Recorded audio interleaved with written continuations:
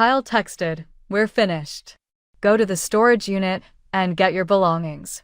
In the gloomy corridor of my apartment building, I gazed at my phone in shock, the glaring glare of the screen illuminating my weary face. What was my flat anyway? As alien to me as the iciness of Kyle's message, the new lock on the door shone mockingly in the overhead light. Samantha Delaney is my name. While my sister Vanessa recovered after emergency surgery, I, 47, slept on chairs in the waiting area for 10 days. 10 days of coffee from the vending machine and sandwiches from the hospital cafeteria. I'm 10 days away from my 15-year husband. And it seems he decided our marriage was finished after just that. My legs suddenly couldn't hold my weight, so I collapsed against the wall. The hallway's security light fluctuated, creating odd shadows on the floor. With shaking fingers, I went through the remainder of Kyle's texts. "I've transported your belongings to West Side Storage's Unit 23B. Under the mat are the keys. Your jewelry was pawned by me. Anyhow, it wasn't worth anything. The Toyota was sold. You didn't operate it. An old locket belonging to my grandma. My wedding band. Kyle gave me these pearl earrings for our 10th anniversary. Everything is gone. The one item that was really mine, the automobile I had saved for years to purchase, was sold without my knowledge or approval. I touched the door that had previously led to the life we had created together. Jobs as teachers at the same high school. Lake Tahoe weekend getaways. Grading papers side by side in quiet nights. Memories from the last 15 years were now trapped behind a door I was unable to enter. A heavy, icy sensation settled in my chest. I made up my mind in the quiet of that Reno, Nevada corridor. I wouldn't yell. I wouldn't beg. I wouldn't camp outside the apartment or phone him 60 times in a row. I typed back a single message instead. "You'll be sorry." I banned his number after that. I took a taxi across town and located the storage key exactly where he had indicated it would be. With only a few cardboard boxes and trash bags, Unit 23B was tiny and dirty. He didn't want my clothing, books, or some kitchenware. Behind 100 cubic feet of trash were left behind after 15 years of marriage. In order to visit Vanessa in the morning, I spent the night at a budget hotel close to the hospital. Something that should have frightened me but instead felt oddly freeing came to me as I laid on the scratchy bedding and gazed at the water streaks on the ceiling. I had nothing left to lose. Life has a tendency of taking you by surprise, but I never thought I would be beginning over at 47. A knife in the back might occasionally be the surprise. 20 years ago, Kyle and I met at a teachers' conference in Sacramento. I taught painting, and he taught physical education. Our common annoyance with budget cuts and administrators who failed to see the value of artistic expression in education brought us together. Kyle was charming back then. The kind of person who remembered everyone's name and never forgot a birthday. The kind of person who brought me coffee every morning just the way I liked it and helped me hang student artwork before school exhibitions. The kind of person I thought would never abandon me. Our marriage wasn't perfect. Whose is? We'd been going through a rough patch ever since Kyle didn't get the athletic director position he'd been eyeing. He became withdrawn, spending more time at the gym and less time with me. I suggested therapy, but he dismissed the idea, saying we just needed time to figure things out. Then Vanessa's appendix ruptured and everything changed. My sister had no one else. Our parents were gone, and she'd never married. I couldn't leave her alone in that hospital, fighting for her life. I thought Kyle understood that. I thought 15 years of marriage had earned me at least that much trust. I was wrong. The morning after I found myself locked out, I sat in Vanessa's hospital room, trying to keep my voice steady as I told her what happened. "That absolute bastard," she whispered, her face still pale from surgery. "I'll kill him." "No," I said, surprising myself with how calm I felt. "You need to focus on getting better. I'll figure this out." "Where will you go? What will you do?" The monitors tracking her heart rate beeped faster, reflecting her distress. I took her hand, feeling oddly protective despite being the one whose life had just imploded. I've got some savings. Not much, but enough to rent a small place for a few months. And I've been thinking about that arts administration program at the university. Maybe it's time I finally applied. Sam, Vanessa said, using my childhood nickname. You don't have to pretend with me. It's okay to fall apart.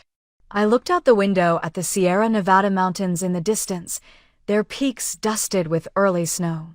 I'm not pretending, I said. I'm just done wasting time on someone who could throw away 15 years so easily. That evening, I found a small studio apartment I could afford on my teacher's salary. It was close to the school where I taught and had just enough room for my reduced belongings. As I unpacked my few remaining possessions, I discovered something Kyle had overlooked: my portfolio of digital artwork backed up on an external hard drive. 3 months after Kyle changed the locks, I received divorce papers in the mail. He'd cited irreconcilable differences as the reason for our separation. I almost laughed at the clinical term for what had happened. Irreconcilable differences didn't quite capture the magnitude of coming home to find yourself homeless, your possessions sold, your marriage over via text message. The legal document listed our shared assets. Kyle had claimed everything of value: the apartment, the furniture, our joint savings account. He'd even taken half my retirement fund. According to his lawyer, I was entitled to nothing else since I had abandoned the marriage by staying with my sister during her health crisis. I sat at my small kitchen table, staring at the papers until the words blurred. The pain I'd been holding at bay threatened to overwhelm me. For a moment, I considered calling Kyle, demanding an explanation, fighting for what was rightfully mine. Then my phone buzzed with a notification, an email from the university. I'd been accepted into the arts administration program with a partial scholarship. Classes would start in 6 weeks. It felt like a sign. I could spend months, maybe years, fighting Kyle in court for material possessions, or I could invest that energy in rebuilding my life. I signed the divorce papers without contesting his claims, much to the frustration of the lawyer Vanessa had insisted I consult. He's walking away with everything, the attorney warned. You're entitled to much more than this. I know what I'm entitled to, I replied. And I'll get it back my own way. That night, I called my principal and resigned from my teaching position, effective at the end of the semester. 20 years in the public school system ended with a 10-minute conversation. I felt a momentary pang of regret for the students I'd leave behind, but I knew this was necessary. I couldn't risk running into Kyle in the faculty lounge or the parking lot. I couldn't teach in a place where people would whisper about my failed marriage. When I told Vanessa my decision, she was skeptical. You're letting him win, she argued. That school was your life before him. That's the problem, I said. Everything in Reno reminds me of Kyle.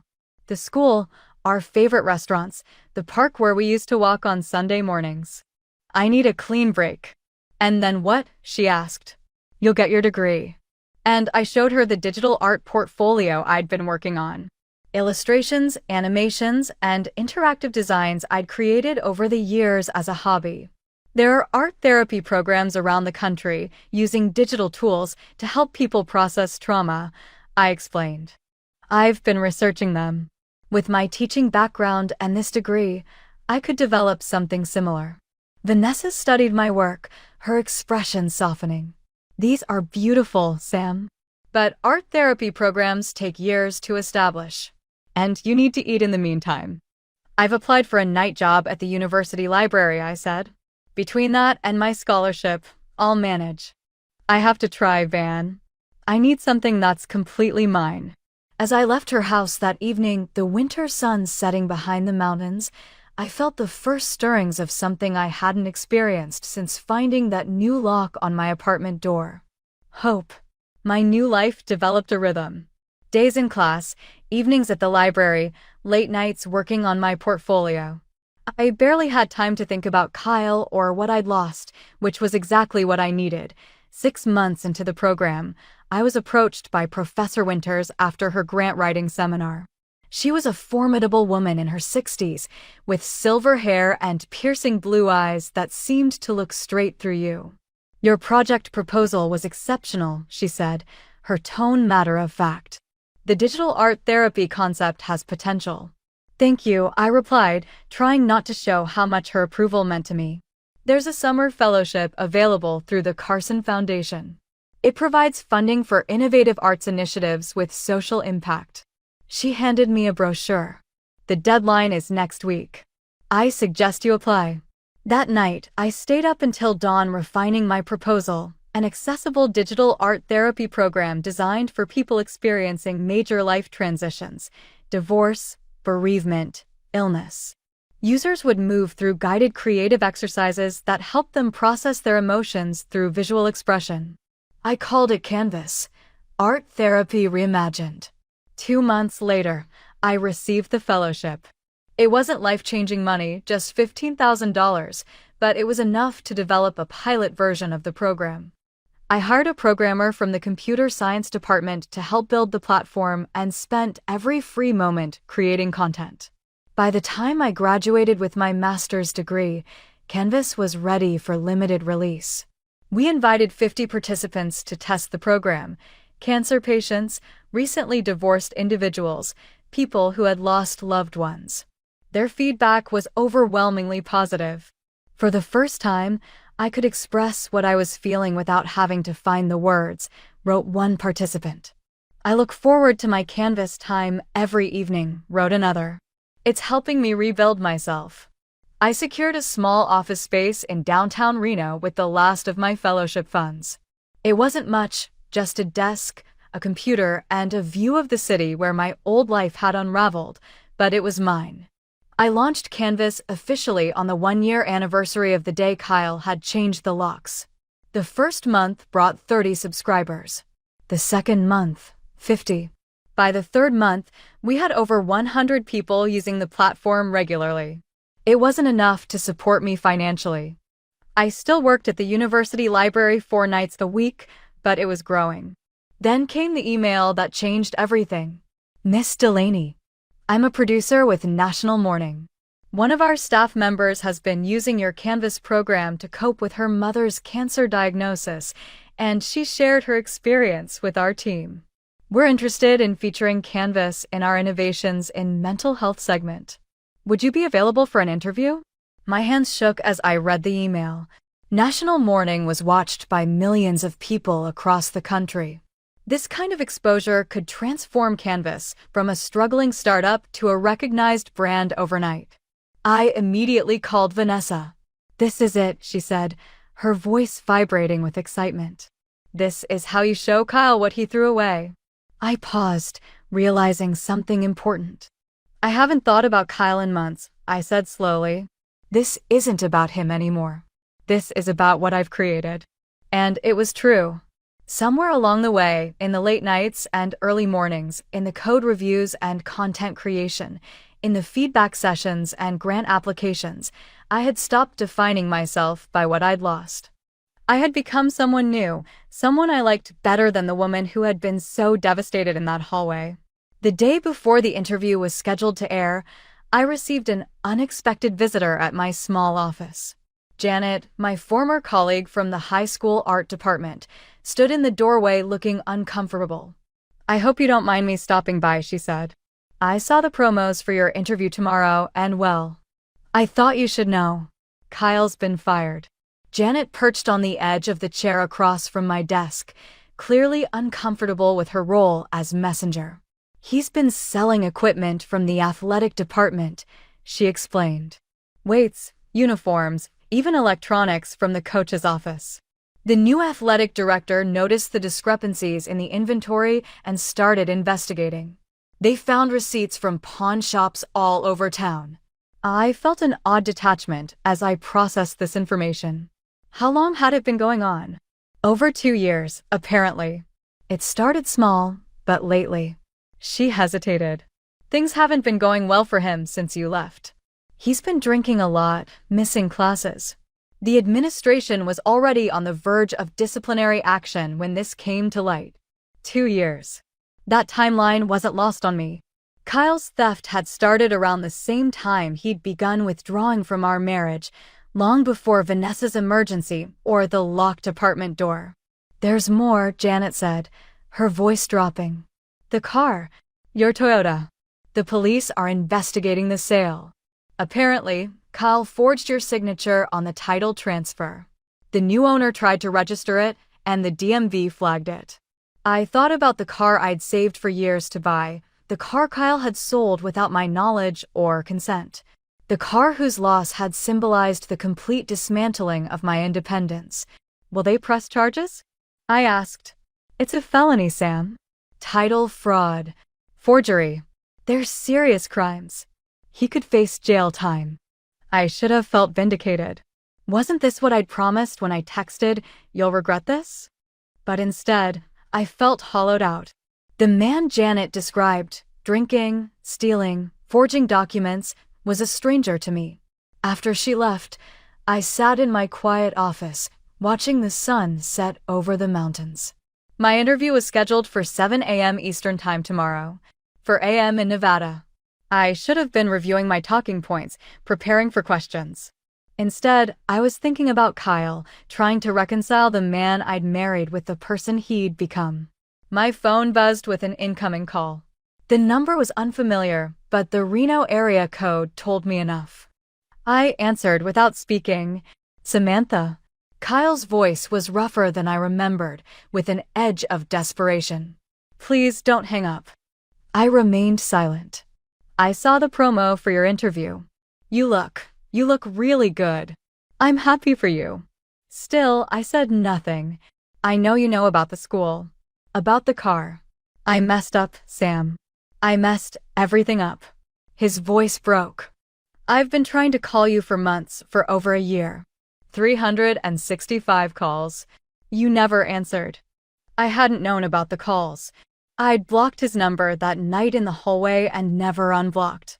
Whatever messages he'd sent had disappeared into the digital void. "Say something, please." Finally, I spoke. "What do you want, Kyle?" "I want to apologize. I want to explain." "I don't need your explanation," I said, surprised by the steadiness in my voice. "Whatever you did, whatever your reasons were, it doesn't matter anymore." "Sam." "No," I said firmly. "You don't get to call me that. You don't get to pretend we're still close. You threw me away like I meant nothing. You sold my possessions. You locked me out of my own home. I was desperate," he whispered. "I had gambling debts.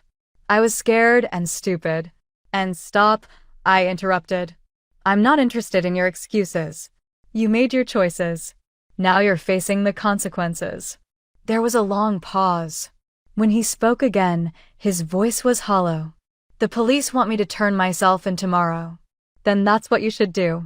Will you be back from New York by then? Could we meet just once?" I closed my eyes, feeling the weight of our shared history pressing down on me. 15 years of marriage, the good days and bad, the life we'd built, and the way it had ended. "No," I said finally. "I don't think that would be helpful for either of us." I ended the call before he could respond, then turned off my phone completely. I had an early flight to catch and a new future to embrace. Kyle belonged to my past.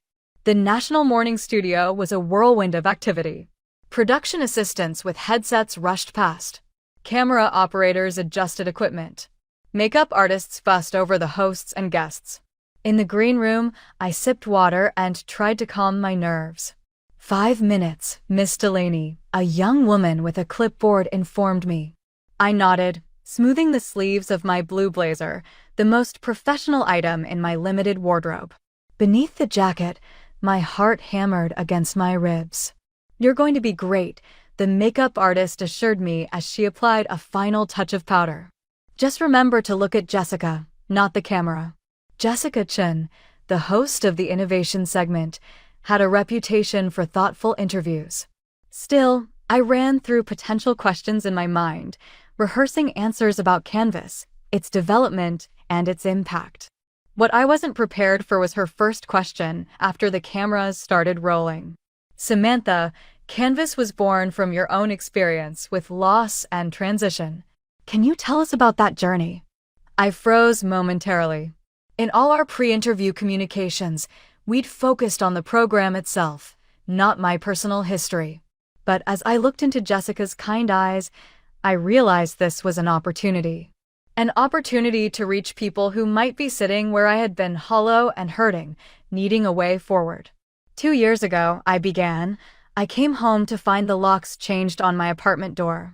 My husband had ended our 15-year marriage via text message, sold my car, and pawned my jewelry.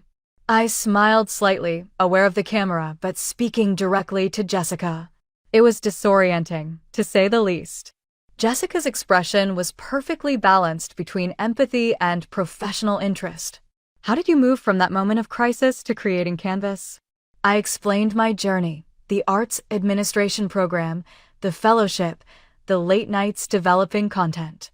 As I spoke, I realized how far I'd come from that night in the hallway. Canvas isn't just about processing grief or trauma, I concluded. It's about reclaiming your narrative, finding beauty and meaning in the midst of chaos. It's about rebuilding. The interview flew by. We discussed the scientific foundations of art therapy, demonstrated how the program worked, and shared testimonials from users. Before I knew it, Jessica was wrapping up the segment. Canvas is currently available for individual subscribers, but you have bigger plans, correct? I nodded. We're launching an institutional platform next month for hospitals, counseling centers, and schools. We've already partnered with 3 major healthcare networks to offer Canvas to their patients. Impressive growth for a program that began as a personal healing journey. Thank you for sharing your story with us today, Samantha. As the cameras stopped rolling, Jessica leaned over. That was fantastic. You're a natural. Back in the green room, I checked my phone. It had been less than 5 minutes since the segment aired, but my inbox was already filling with messages. The Canvas website had crashed from the traffic surge. My personal email contained interview requests from 3 other news outlets and 14 partnership inquiries from healthcare providers. Among them was a message with the subject line, "I saw you on TV." It was from Kyle. My finger hovered over the delete button, but something made me open it. "I'm turning myself into the police this morning. I don't expect forgiveness. I just wanted you to know that I truly am sorry, and seeing you succeed is the one bright spot in all of this. You deserve every good thing that's coming your way. Goodbye, Samantha." I closed the email without responding. Whatever closure Kyle needed, he would have to find it without my help. I had a crashed website to fix, interviews to schedule, and partnerships to evaluate. I had a life to live, one that no longer revolved around the man who had once thought he could discard me. 2 years after the national morning interview, Canvas had become more successful than I ever imagined. We had offices in Reno and San Francisco, a team of 20 employees, and over 1.5 million users worldwide. Our institutional platform was being used in hospitals across the country, and we'd recently launched a specialized program for veterans with PTSD. I was in New York again, this time to accept an award at the Digital Health Innovation Gala. The event was held at an elegant hotel ballroom, filled with healthcare executives, tech entrepreneurs, and investors. As I sat at my table watching other honorees give their speeches, I felt a mixture of pride and disbelief. How had the broken woman in that hallway transformed into this person, the founder and CEO of a thriving company about to receive recognition from industry leaders, and now announced the host, the Impact Award for Mental Health Innovation goes to Samantha Delaney, creator of Canvas. The applause was thunderous as I made my way to the stage. From the podium, I could see hundreds of faces looking back at me, including James, my partner of 8 months, who was beaming from our table. "Thank you," I began, my voice steady and clear. Canvas was born from necessity. When my life fell apart, I needed a way to put the pieces back together. What I discovered was that creativity isn't just an escape, it's a pathway to healing. As I continued my speech, something caught my eye at the back of the room. A familiar figure standing near the exit, watching intently. Kyle. Older. Thinner. His once confident posture now slightly hunched. I didn't falter. I didn't acknowledge him. I simply continued speaking about Canvas, about our vision for the future, about the millions of people we hope to help. In closing, I'd like to share something a user wrote to me recently. I came to see that my narrative wasn't over after my loss thanks to Canvas. A new chapter was just being started. I believe Canvas gives all users the opportunity to rewrite their story in addition to mending. A standing ovation was given by the audience. I caught Kyle sneaking out the door, as silent as he had come, out of the corner of my eye.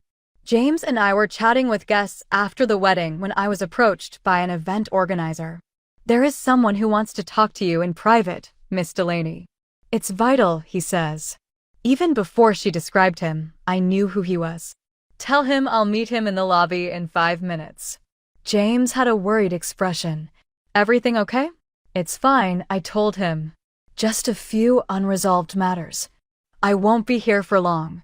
Seated on a seat next to the hotel's main entrance, Kyle appeared out of place in his faded suit amidst the crystal chandeliers and glossy marble. When he saw me coming, he got up. He murmured, "Congratulations," in a quiet voice. I read in the business section about the honor. "I hope it's okay with you that I came." "How did you get in?" I inquired. I informed them that I worked at Oak Ridge Health. "You mean they're one of your partners?" His former smile reappeared like a ghost. "I've been following your success." I had no feelings. Not rage. Not contentment. There was a deep neutrality, as though I were talking to a stranger who just so happened to share some of my recollections, but not even sympathy. He said, "I served 14 months when I didn't answer. Expelled early due to good behavior. Right now, I work in construction."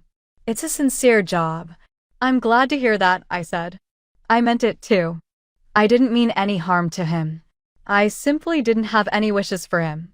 Adding, "I keep thinking about what I threw away, not only our union, but also the person you were becoming into. I could have participated in this." He made an ambiguous motion toward the ballroom. "No," I murmured quietly. "You couldn't have. You departed, which is why this occurred." His expression changed from one of surprise to comprehension. Canvas. My accomplishment. My new life. If he hadn't shut me out that evening, none of it would have happened. When I said I should go, my partner's waiting. "You're happy," he said, his voice almost audible. I turned to face the ballroom, where my trophy was shining on our table, where James was mingling with coworkers, and where my future was still being decided. "Yes," I said. "I am." I heard Kyle shout after me as I was leaving. "Samantha." I pivoted. "You were right," he mentioned. I regret it every day. I gave him a single nod, recognizing what he had said without answering. Then I went back to the party, to the life I had created from the beginning. A life that was, at last, entirely mine. As I reflect on my path from that frantic night in the hallway to founding a prosperous business, I've come to the conclusion that sometimes the best form of retaliation doesn't include causing pain to another person. Making sure they can see precisely what they lost is the goal.